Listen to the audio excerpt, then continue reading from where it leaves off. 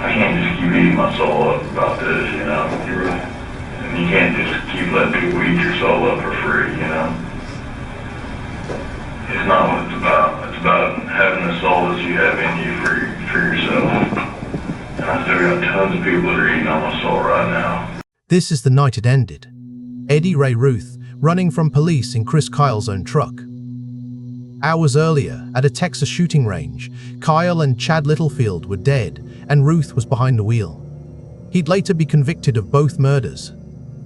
But the same man you see fleeing here also sounded lost inside his own world. That contradiction is the entire case. Stay on that truck a second longer. Because before the shooting, 2 text messages already told the story. At 2:30 that afternoon, Chris Kyle texted Chad Littlefield from the front seat. "This dude is straight up nuts." Littlefield wrote back 3 words, "Watch my 6, watch my back." Kyle answered, "Got it." 3 hours later, both men were dead, and this is the truck driving away. On tape, Routh's own logic runs on 3 tracks the jury had to weigh: the soul language, a sense of threat, and oddly mechanical detail. He could talk about protecting his soul one moment and describe a weapon the next. I try to be as reasonable and normal as I can. I try to be as normal and as reasonable as I can every day. I don't think about it every day. I'm like, I'm pretty damn reasonable. Yeah. I'm pretty damn fair. Right. What happened out there today on shooting sports? What kind of guns? I was reasonable and fair with the boys, you know. They looked at me in the eyes and I looked at them in the eyes, and then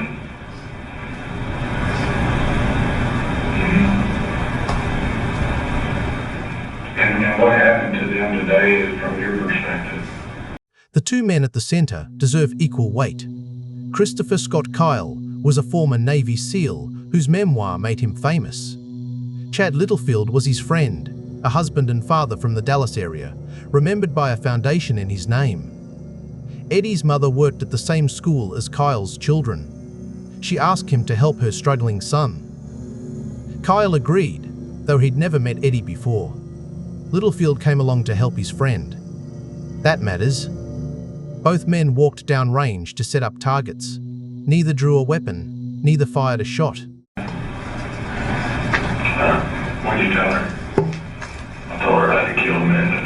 What Routh understood in the moment is the question the whole trial turned on.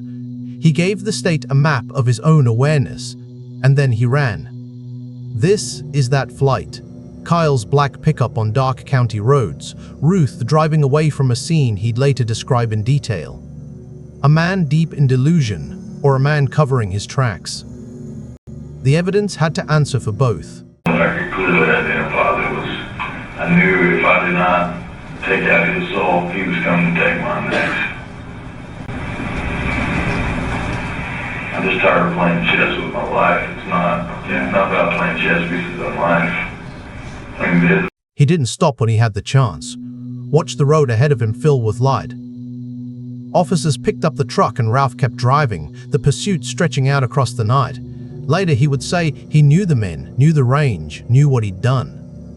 The same recall that helped his defense argue illness also gave the state its clearest sign that he understood. It was a pistol. What caliber? It was a 9. It was a 9. Was this a semi-automatic or revolver? It was just a semi-automatic. What brand gun? It was a SIG. It was a SIG sour, you know. What did you do with that gun?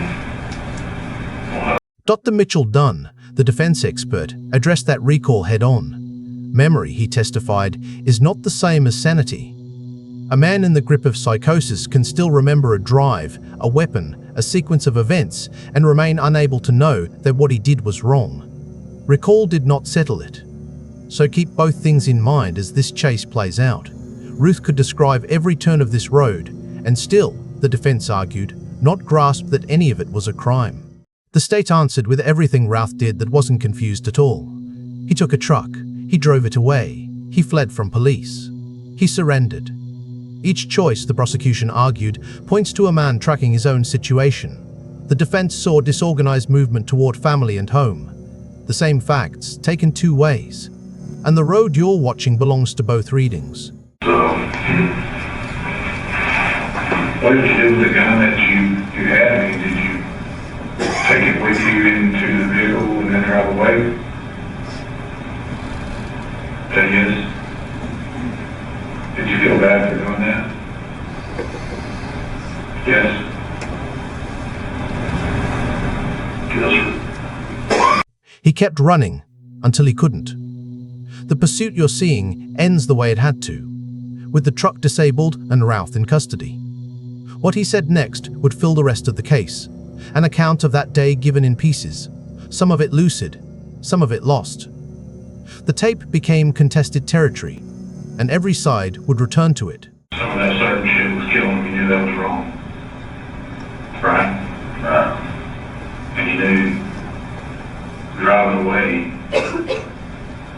thinking that truck was wrong. Then there's the matter of the weapons. And here, the accounts don't line up. To Ranger Danny Briley, Routh described a 9mm. But the ballistics told a split story.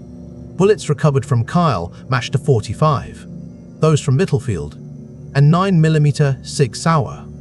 Several distinct accounts of the guns, and no clean match between what Routh said and what the evidence showed. Precision of speech isn't always accuracy of memory. Did you do any target practicing today? I did. Tell me about that. Well, you know, I loaded up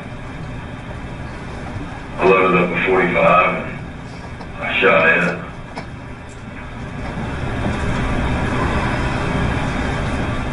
You know.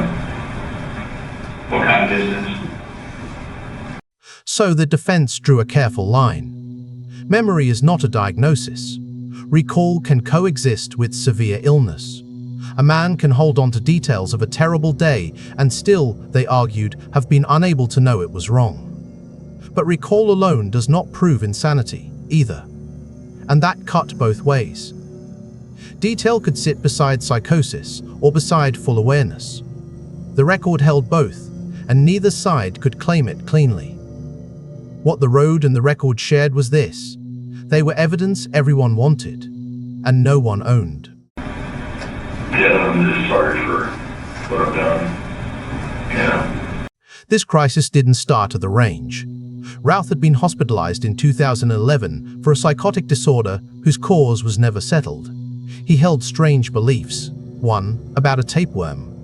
The court record shows VA personnel released him on January 25th, and when a friend tried to visit afterward, he wasn't home. The night before the killings, his girlfriend said he stared into a corner, said he was seeing and hearing things, and wrote notes because he believed the government was listening. That history existed before any arrest, before this chase, before a single word of testimony. It didn't decide the case. But it meant the illness wasn't invented after the fact. It was already on the record. What is your opinion about, at the time this offense was committed, whether or not his psychosis was substance-induced? It's my opinion that his psychosis was not substance-induced. Why not? Dr. Dunn built the defense's clearest answer on that history. In his opinion, Routh had schizophrenia and was psychotic at the time of the killings.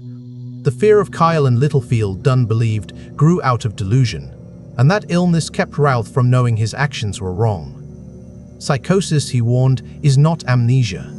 A man can recall a drive or a weapon while reading the whole world through a delusion.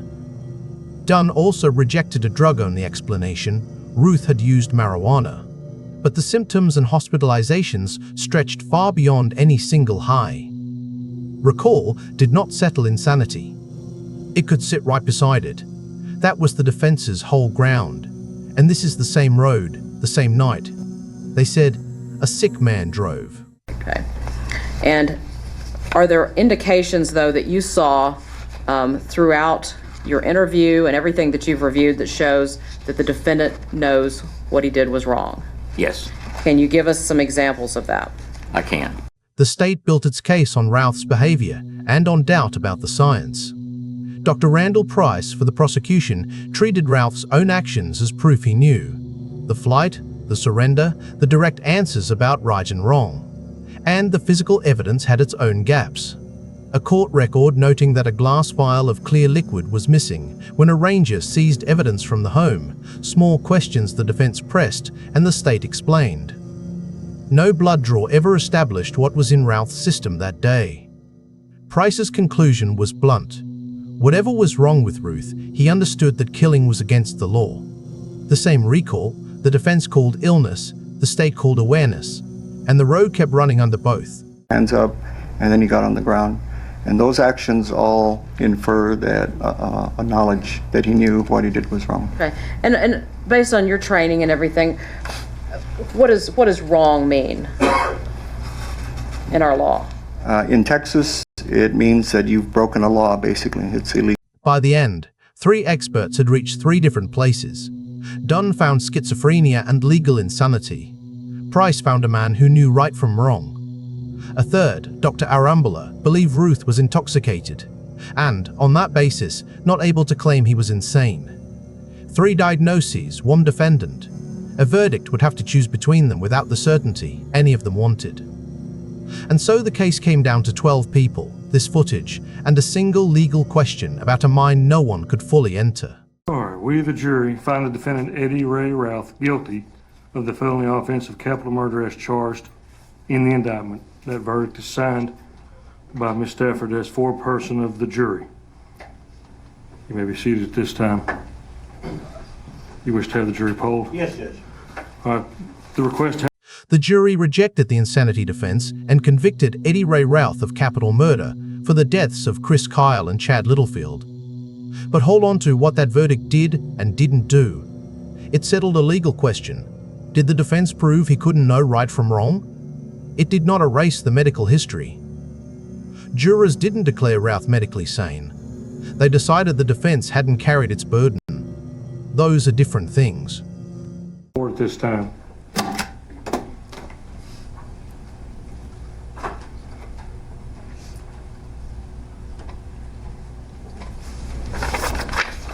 All right, Mr. Routh, if you'll please stand again. Having received and accepted the jury's verdict in this matter, by statute, I will now impose sentence in this matter at confinement for life in the Texas Department of Criminal Justice without the possibility. A verdict is not a diagnosis. The illness did not disappear because the jury ruled. The law drew a line the illness could not cross. He received life without parole, and an appeals court upheld the conviction in 2017. 2 men are still gone. Christopher Scott Kyle went to the range because a mother asked him to help her son. Chad Littlefield went because he chose to show up. Fame made one name easier to remember, not one life larger.